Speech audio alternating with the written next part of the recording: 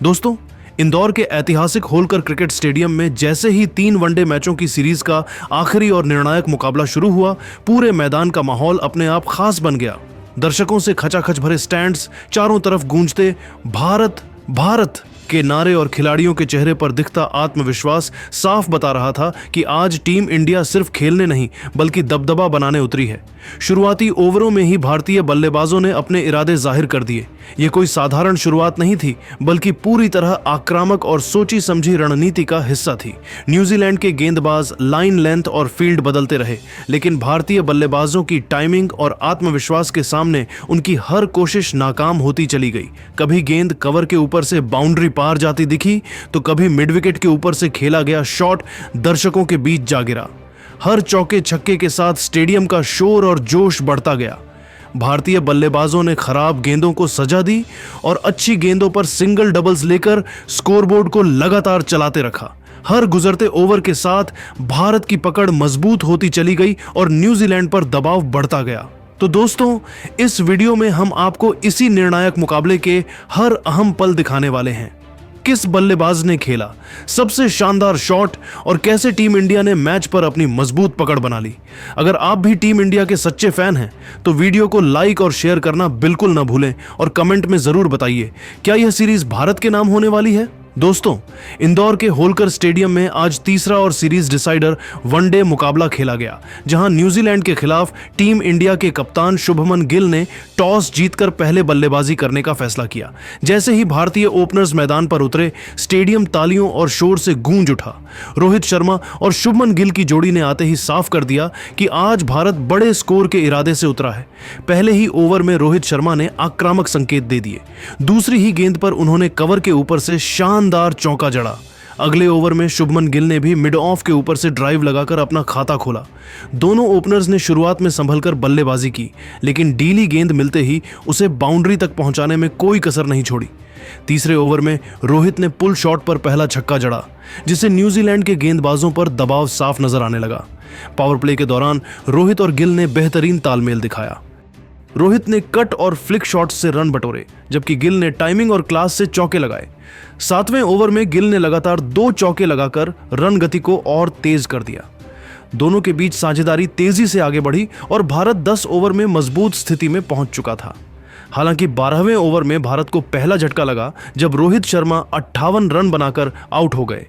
रोहित ने अपनी पारी में चौकों छक्कों के साथ टीम को शानदार शुरुआत दी। उनके आउट होने के बाद क्रीज पर आए विराट कोहली और मैदान में शोर और तेज हो गया। कोहली ने आते ही सिंगल लेकर खाता खोला और फिर अपनी लय में बल्लेबाजी शुरू की। दूसरे छोर पर शुभमन गिल पूरी तरह सेट नजर आ रहे थे। गिल ने स्पिनर्स के खिलाफ आगे बढ़कर शॉट्स खेले और तेज गेंदबाजों पर शानदार ड्राइव लगाए। 16वें ओवर में गिल ने एक शानदार छक्का जड़ते हुए अपना अर्धशतक पूरा किया, लेकिन अगले ही ओवर में गिल 67 रन बनाकर आउट हो गए। गिल की पारी ने भारत को मजबूत आधार दिया। अब क्रीज पर विराट कोहली और श्रेयस अय्यर मौजूद थे। विराट ने एक छोर संभाल रखा था और बीच बीच में चौके लगाकर रणगति बनाए रखी। श्रेयस अय्यर ने कुछ आकर्षक शॉट्स खेले, लेकिन वह ज्यादा देर टिक नहीं सके और 18 रन बनाकर आउट हो गए। इसके बाद विराट ने जिम्मेदारी और बढ़ा ली। उन्होंने कवर ड्राइव और मिड विकेट के बीच शानदार चौके लगाए और दर्शकों को झूमने पर मजबूर कर दिया। विराट कोहली ने 63 रनों की क्लासिक पारी खेली, लेकिन दुर्भाग्यवश वह भी आउट हो गए। अब मैच के अहम मोड़ पर क्रीज पर आए केएल राहुल। राहुल ने शुरुआत में बिल्कुल भी जल्दबाजी नहीं की। उन्होंने सिंगल डबल्स से पारी को आगे बढ़ाया और गेंद को अच्छे से परखा।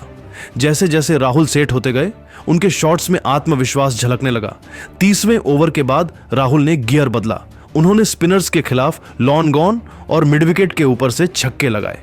दूसरे छोर से रविंद्र जडेजा आए, लेकिन वह सिर्फ 8 रन बनाकर आउट हो गए।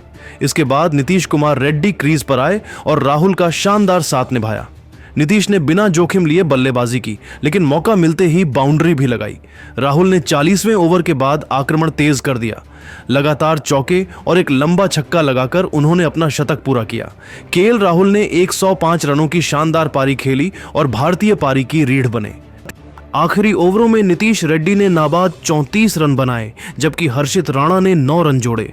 अंतिम क्षणों में मोहम्मद सिराज ने भी आक्रामक अंदाज दिखाया और नाबाद 11 रन बनाए।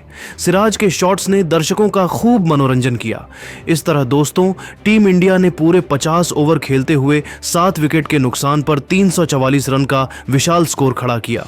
ये पारी रोहित शर्मा और शुभमन गिल की शानदार ओपनिंग, विराट कोहली की क्लास, केएल राहुल के शतक और निचले क्रम के उपयोगी योगदान का नतीजा रही।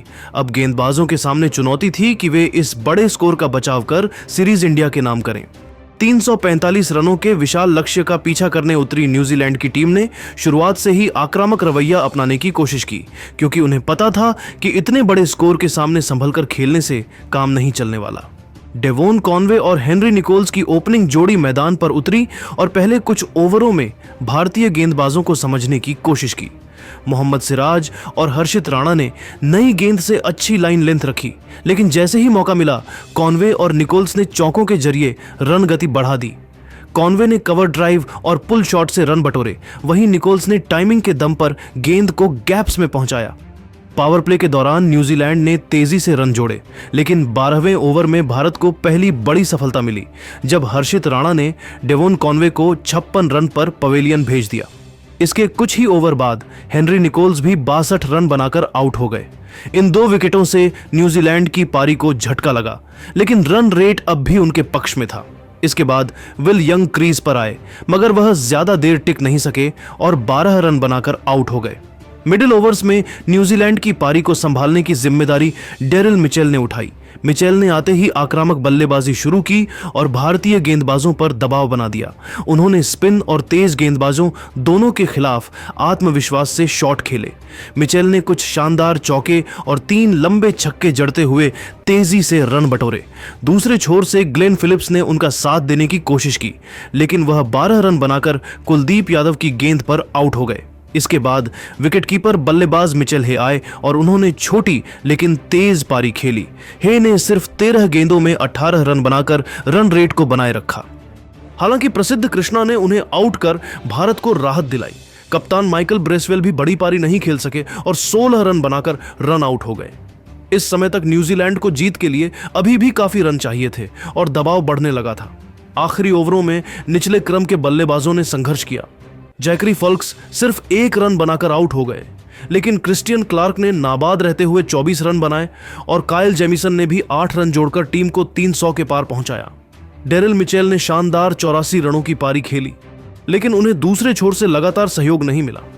भारतीय गेंदबाजों की बात करें तो मोहम्मद सिराज और हर्षित राणा ने 2-2 विकेट झटके, जबकि प्रसिद्ध कृष्णा ने भी अहम मौकों पर विकेट निकाले। कुलदीप यादव ने बीच के ओवरों में दबाव बनाए रखा। अंत में न्यूजीलैंड की टीम पूरे 50 ओवर खेलने के बावजूद 8 विकेट पर 298 रन ही बना सकी।